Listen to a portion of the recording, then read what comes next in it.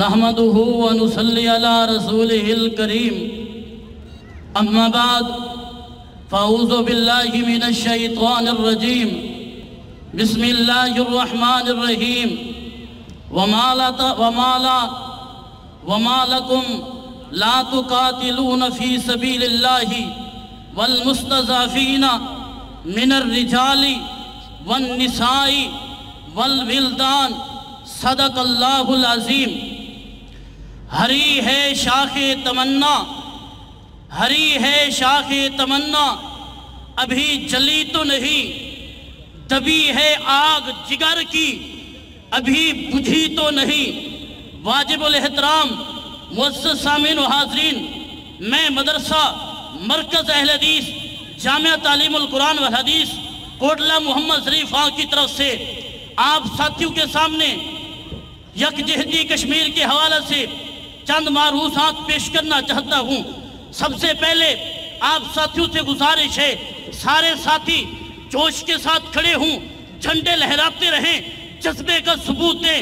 بہرحال جب میں موجودہ دور میں کشمیر کے حالات دیکھتا ہوں تو دل خون کے آنسو روتا ہے۔ جب میں کشمیر کی صورتحال دیکھتا ہوں دل خون کے آنسو روتا ہے۔ جب میں ان کی مرجھائی ہوئی صورتوں کو دیکھتا ہوں، جب میں ان کے گھروں کو جلتا ہوا دیکھتا ہوں، جب میں ان کے بچوں کو اور بچیوں کو خون سے رنگین دیکھتا ہوں، جب میں کشمیر کی ماؤں بہنوں کی عزتوں کو لٹتا ہوا دیکھتا ہوں تو دل خون کے آنسو روتی ہے۔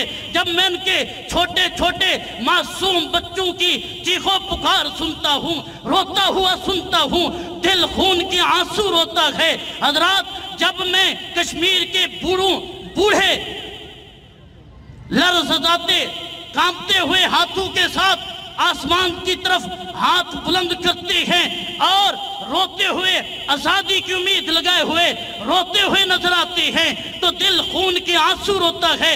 شعر اس انداز میں ان کا درد بیان کرتا ہے۔ کھینچی ہوئی ہے دل پر میرے خونی سرخ لکیر، کھینچی ہوئی ہے دل پر میرے خونی سرخ لکیر، تو ہی بتا دے کب ٹوٹے گی پاؤں کی زنجیر۔ کہیں شعر ان کا درد ان الفاظ میں بیان کرتا ہے۔ سنا ہے بہت سستا ہے خون وہاں کا، ایک بستی ہے جسے لوگ کشمیر کہتے ہیں۔ حضرات، آج وقت ہے بیدار ہونے کا۔ کشمیری مسلمانوں پر صرف ظلم ہی نہیں، ظلم کی انتہا ہو چکی، لیکن میں سلام پیش کرتا ہوں کشمیر کے غیور مسلمانوں کو۔ اتنے ظلم اور بربریت کے باوجود بھی وہ دین اسلام پر ڈٹے ہوئے ہیں۔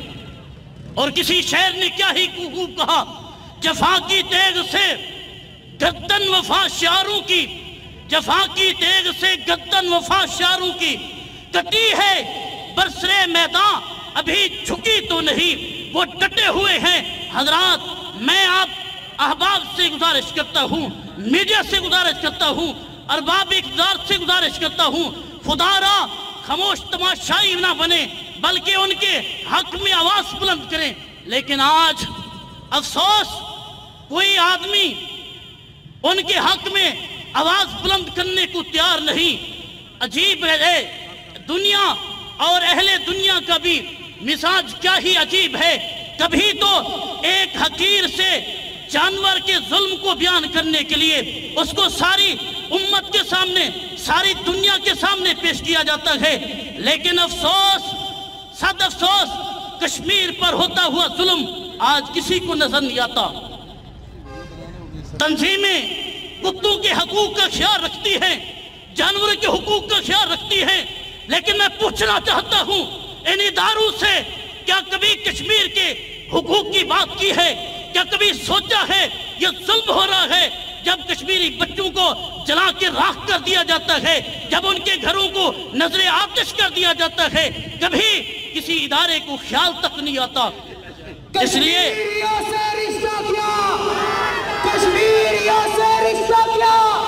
کشمیر ہے ہمارا۔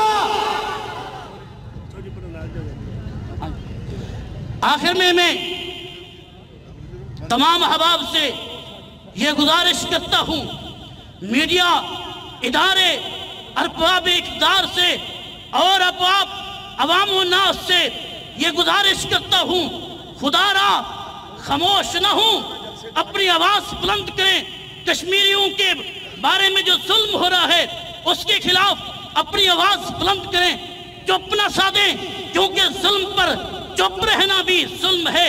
کسی شاعر نے کیا ہی خوب کہا، غافل و مدہوش رہنا ظلم ہے، غافل و مدہوش رہنا ظلم ہے، بے حس اور بے جوش رہنا ظلم ہے، ظلم سے آنکھیں چرانا جرم ہے، ظلم پر خاموش رہنا بھی ظلم ہے۔ خاموش نہ رہیں بلکہ اپنے آوازیں کو بلند کریں۔ آج یہ ریلی اس بات کا ثبوت ہے کہ آپ لوگوں کے دل میں کشمیر کا درد ہے، پیار ہے، اس لیے جوش جذبے کے ساتھ ایک میں نعرہ بلند کرتا ہوں۔ تمام احباب نے ہاتھوں کو بلند کر کے جھنڈے لہرا کے جواب دینا ہے تاکہ پتہ چل جائے انڈیا کے کتوں کو کہ مسلمانوں کے اندر کشمیر کی محبت اور پیار موجود ہے۔ نعرہ بلند کرتا ہوں، سستی کا مظاہرہ نہ کریں، اپنے آپ کو بے حس نہ بنائیں، بلکہ ہاتھوں کو بلند کر کے جواب دیں۔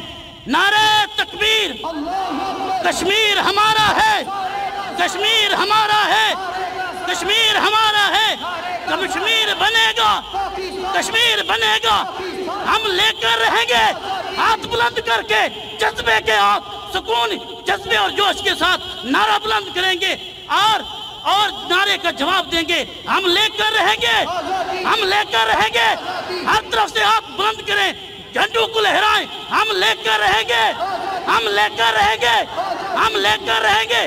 والسلام۔